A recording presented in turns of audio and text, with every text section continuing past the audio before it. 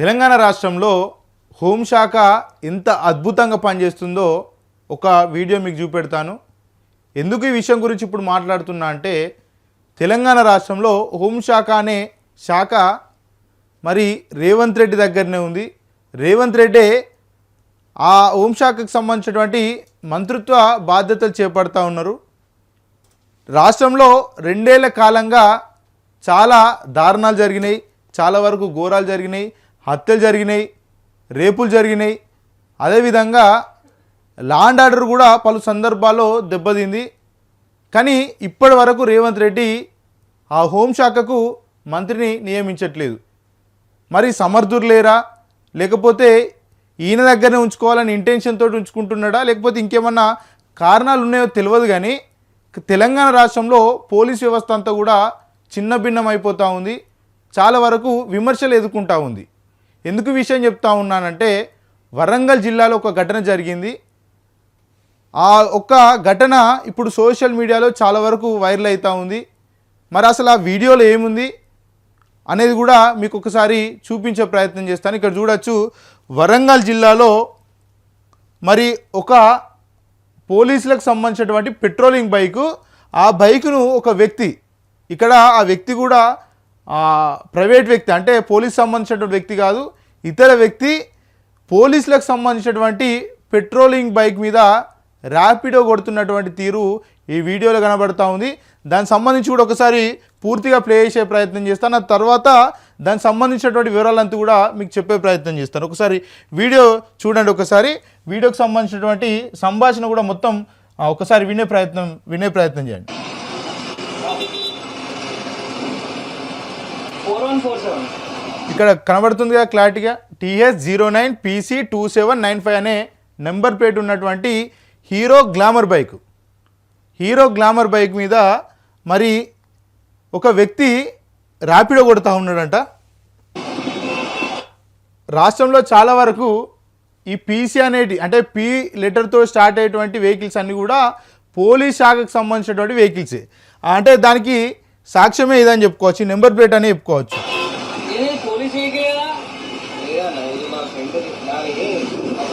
ఇక్కడ ఏమడుగుతున్నాడు ఆ వ్యక్తి, ఏదైతే ర్యాపిడో బుక్ చేసుకున్నటువంటి వ్యక్తి, ఈ వెహికల్ పోలీస్ లేదు కదా అని అడుగుతా ఉన్నాడు. ఇక ఆ ర్యాపిడో రైడర్ ఉంటారు కదా, ఆయన ఏమని చెప్తా ఉన్నాడు ఒకసారి వినండి.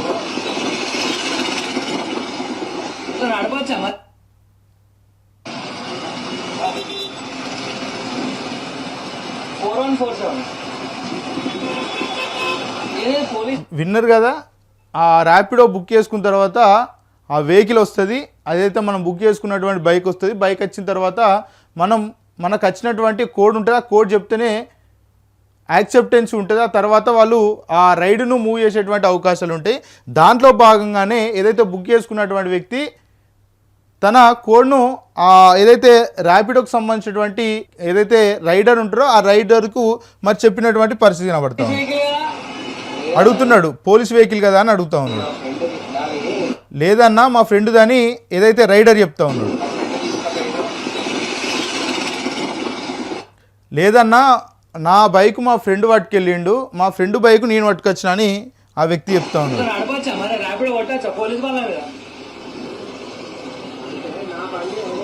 అడుగుతున్నాడు, ఇట్లా పోలీసుల బండ్ల మీద ర్యాపిడో కొట్టొచ్చా అని మరి ఆ ర్యాపిడో బుక్ చేసుకున్నటువంటి వ్యక్తి ఇక్కడ అడుగుతున్నటువంటి పరిస్థితి కనబడతాం. ఇట్లా కూడా కొట్టచ్చు అన్నట్ట పోలీస్ వెహికల్ ర్యాపిడో, మరి పెట్రోల్ కూడా ఫ్రీ నీకు ఇంకేందిగా, పోలీస్ బండ్లకు పెట్రోల్ ఫ్రీయే కదా, ఎంటీలో పోతారు కదా.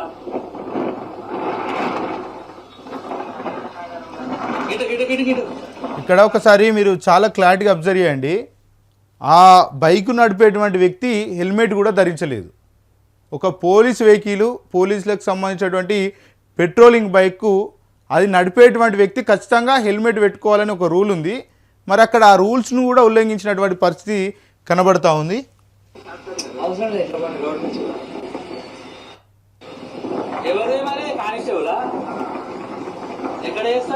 కానిస్టేబుల్ అంట బైకు, కానిస్టేబుల్ అని ఆ బైక్ నడిపేటువంటి వ్యక్తి చెప్తా ఉన్నాడు.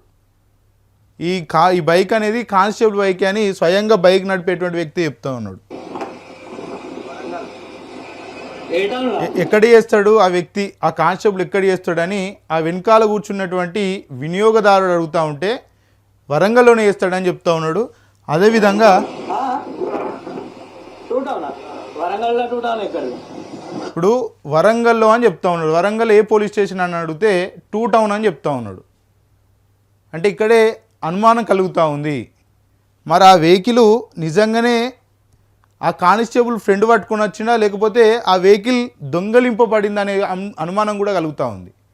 ఎందుకంటే వరంగల్ నగరంలో 1 టౌన్ 2 టౌన్లు ఎక్కడ కూడా ఉండవు.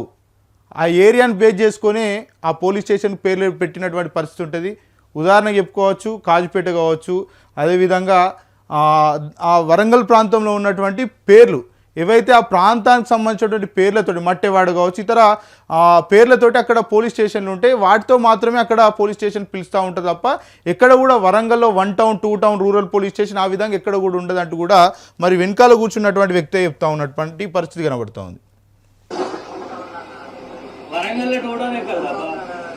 మిల్స్ కాలనీ ఉంటుంది, ఇంతదర్ గాంధీ ఉంటుంది, మట్టవాడ ఉంటుంది, ట్రాఫిక్ ఉంటుంది, మా ఎనమామల ఉంటుంది. వరంగల్లో టూ టౌన్ ఎక్కడ? 1 టౌన్లో 2 టౌన్లు ఇక్కడ లేవు కదా? లేవు. ఆ? అంటే ఏ పోలీస్ స్టేషన్ అనే విషయం కూడా ఆ బైకు నడిపేటువంటి వ్యక్తికి ఐడియా లేదు. అంటే కరీంనగర్లో 1 టౌన్ 2 టౌన్ ఉంటాయి కదా వరంగల్లో కూడా ఉంటాయని ఆయన అనుకున్నాడు. అంటే వాళ్ళ ఫ్రెండ్ ఎవరైతే మిత్రుడని చెప్తా ఉన్నాడో ఆ మిత్రుడు ఏ పోలీస్ స్టేషన్లో కూడా పనిచేస్తాడో ఆ బైకు నడిపేటువంటి వ్యక్తికి ఐడియా లేదు. ఆయన ఏదో గాలి కొట్టేసి 2 టౌనో 1 టౌనో అని ఏదో అట్లా నీళ్ళల్లో రాయేసి వేసినట్టు చీకట్లో బాణం వేసినట్టు వేసి పడేసిండు. కానీ వెనకాల కూర్చున్నటువంటి వ్యక్తి ఆయన కరీంనగర్ ప్రాంతీయుడు కాబట్టి కరీంనగర్లో 1 టౌన్ 2 టౌన్ ఉంటాయి కానీ ఇక్కడ వరంగల్లో అట్లా పోలీస్ స్టేషన్లు ఉండవు. ఇక్కడ ప్రాంతాలతో పిలుస్తూ ఉంటుంది తప్ప ఇక్కడ కూడా 1 టౌన్ 2 టౌన్ అని పోలీస్ స్టేషన్లు ఉండే అని క్వశ్చన్ అడుగుతోటి ఆయన మరి ఇక అక్కడ స్టక్ అయిపోయిండు. మీరు కరీంనారా? మీరు కరీంనారా? ఎక్కడ కరీంనారా? మంగమ్మ తోటనా? నాది కూడా కరీంనగర్ భగత్ నగర్. ఈ బైక్ నడిపేటువంటి వ్యక్తిది కరీంనగర్ అంట, మంకమ్మ తోట అంట. కరీంనగర్ ప్రాంతంలో మంకమ్మ తోట అని ఒక ఏరియా ఉంటుంది.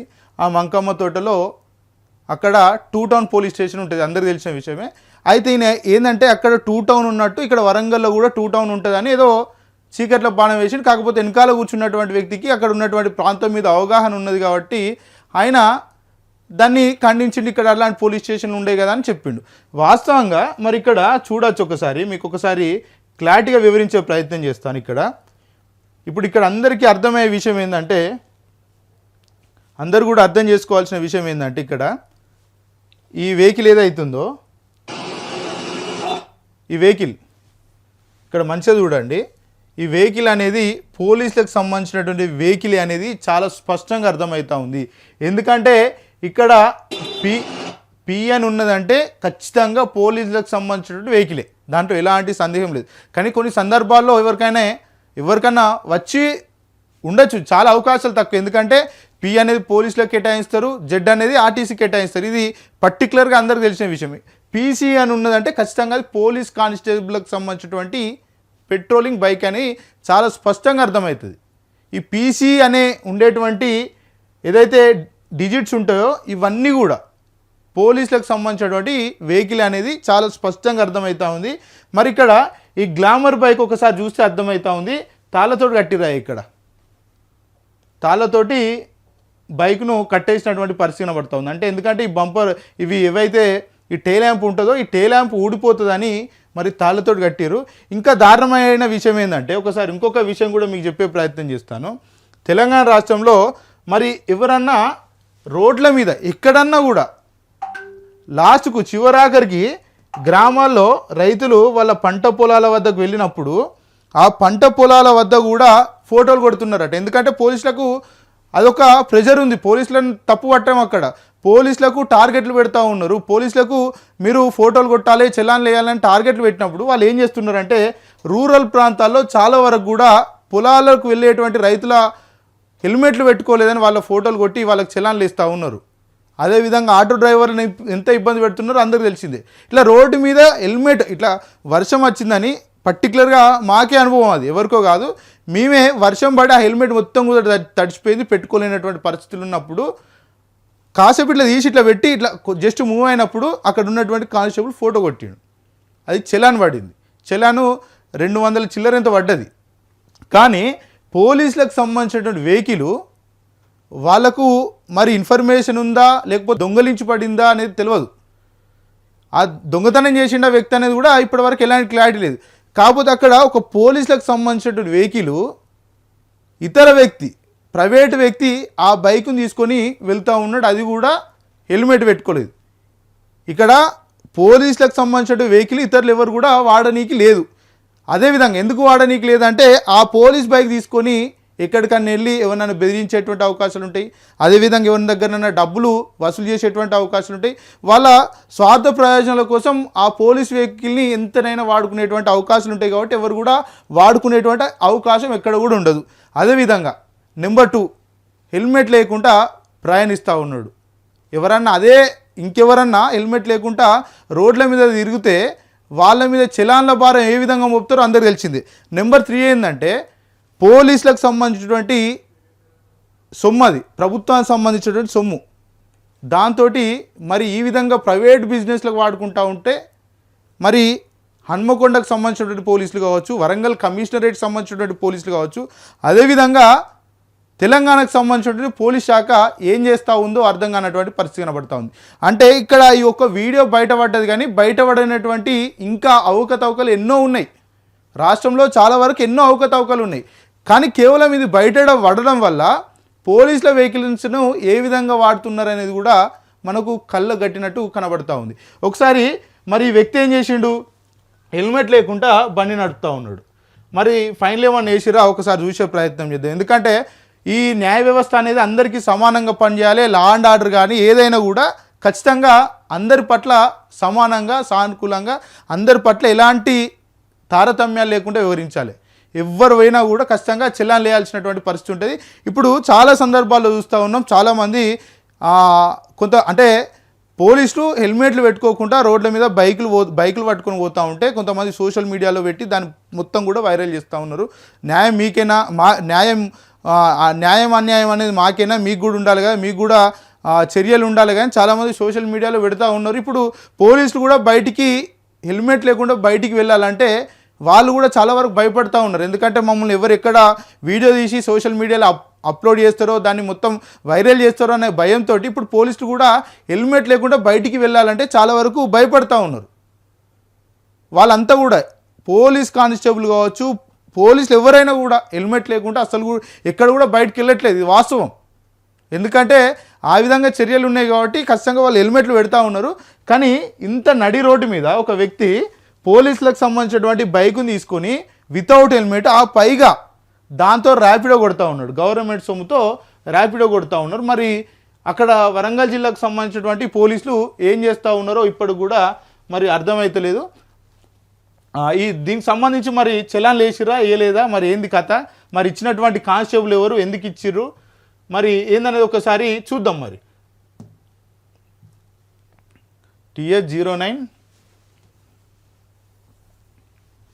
TH09 PC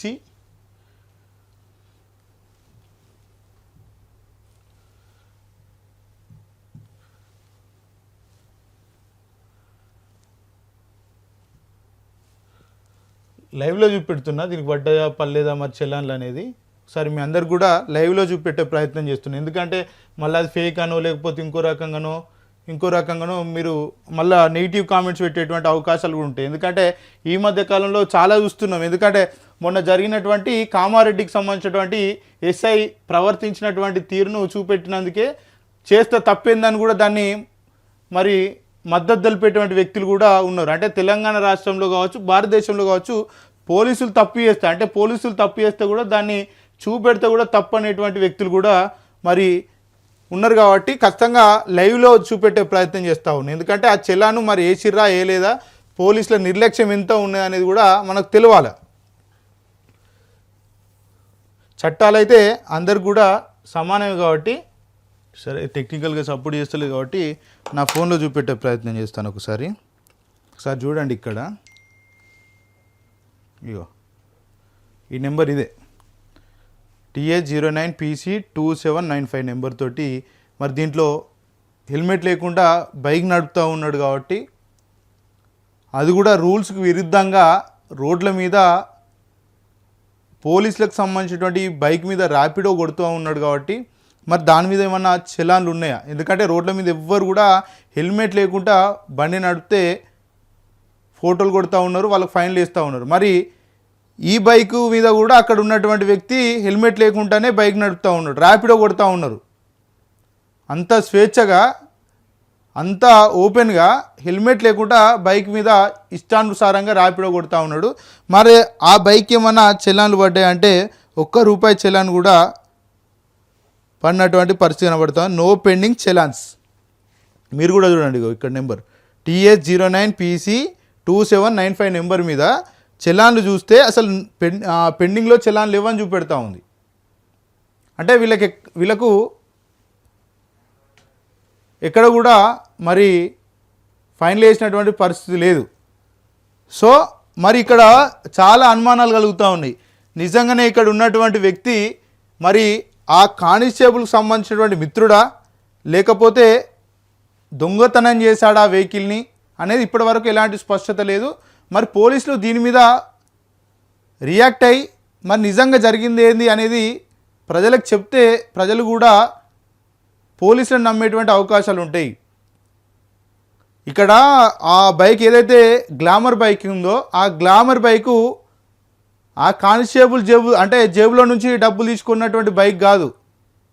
ఆ బైకు పోలీసులకు సంబంధించినటువంటి బైకు, ప్రభుత్వ వాహనం. అది ప్రభుత్వ వాహనాన్ని ఇష్టానుసారంగా ర్యాపిడోలు కొట్టుకోవడానికో, లేకపోతే ఓలా కొట్టుకోవడానికో, లేకపోతే ఊబర్లు కొట్టుకోవడానికో వినియోగిస్తే దాంట్లో అక్కడ ఉన్నటువంటి వ్యక్తి అడుగుతూ ఉన్నాడు, దాంట్లో పెట్రోల్ అన్నా మీరు పెట్రోల్ అన్నా మీ డబ్బులతో కొట్టించుకుంటున్నారా, లేకపోతే అది కూడా ఫ్రీగా వస్తా అని మరి ఆ వ్యక్తి అడుగుతూ ఉన్నాడు, వెనకాల కూర్చున్నటువంటి వ్యక్తి. దీని మీద ఖచ్చితంగా డీజీపీ స్థాయిలో ఎంక్వైరీ జరగాలి. దీని వెనకాల ఎవరున్నారు అనే అంశాల గురించి మొత్తం కూడా బయట పెట్టాల్సినటువంటి బాధ్యత పోలీస్ డిపార్ట్మెంట్ మీద ఉంది. ఎందుకంటే ఇప్పటికే రాష్ట్రంలో చాలా వరకు పోలీసులు ప్రవర్తిస్తున్నటువంటి తీరు కావచ్చు, వాళ్ళ రాసలీలలు కావచ్చు, పోలీసులకు సంబంధించినటువంటి ఏదైతే ఇల్లీగల్ వ్యవహారాలు కావచ్చు, అవన్నీ కూడా ఒక్కటి బయటపడతా ఉన్నాయి. కానీ ఇప్పటి వరకు రేవంత్ రెడ్డి ఎక్కడ కూడా మంత్రిని నియమించట్లేదు అనేది కూడా తెలుస్తూ ఉంది. మరి ఇన్ని అవకతవకలు జరిగినప్పుడు, ఇంత లోపాలు ఉన్నప్పుడు రేవంత్ రెడ్డి ఒకరిని నియమించాలి కదా, ఆ బాధ్యత రేవంత్ రెడ్డి మీద ఉంటుంది కదా. మరి ఇన్ని జరుగుతూ ఉన్నా కూడా ఏఐసీసీ కావచ్చు, రాహుల్ గాంధీ కావచ్చు, మల్లికార్జున ఖర్గే కావచ్చు, మరి ఎందుకు మీ దగ్గర ఉంచుకుంటున్నారు ఆ శాఖను, వేరెవరికన్నా అప్పచెప్తే బాగుంటుంది కానీ వాళ్ళు కూడా రేవంత్ రెడ్డి చెప్పాలి. వాళ్ళు కూడా ఎక్కడ కూడా స్పందించినటువంటి దాఖలు. అంటే ఇదేదో ఇంత బైక్ ఇంత రాద్ధాంతం చేయాల్సినటువంటి అవసరం ఏముంటుంది అని చాలామంది అడుగుతూ ఉంటారు. కానీ ఇది బయటపడ్డటువంటి చిన్న అంశం, కానీ బయటపడినటువంటి ఇంకా పెద్ద ఘోరాలు ఎన్ని ఉన్నాయో ఇంకా తెలియనటువంటి పరిస్థితి కనబడతా ఉంది. సో ఇప్పటికైనా అధికారులు దీని వెనకాల ఎవరైతే ఉన్నారో వాళ్ళందరి మీద చర్యలు తీసుకుంటే రాబోయే రోజుల్లో ఇంకా ఇట్లాంటి ఘటనలు జరగకుంటుంటే, అదేవిధంగా మరి పోలీసులు రియాక్ట్ అవుతారా, రియాక్ట్ కారా, లేకపోతే మా డిపార్ట్మెంట్కి సంబంధించినటువంటి కానిస్టేబులే కదా, మరి ఆ విషయంలో ఏమైనా వెనుకేసుకొచ్చేటువంటి అవకాశాలు ఏమి ఉంటాయా మరి చూడాల్సినటువంటి అవసరం ఉంది.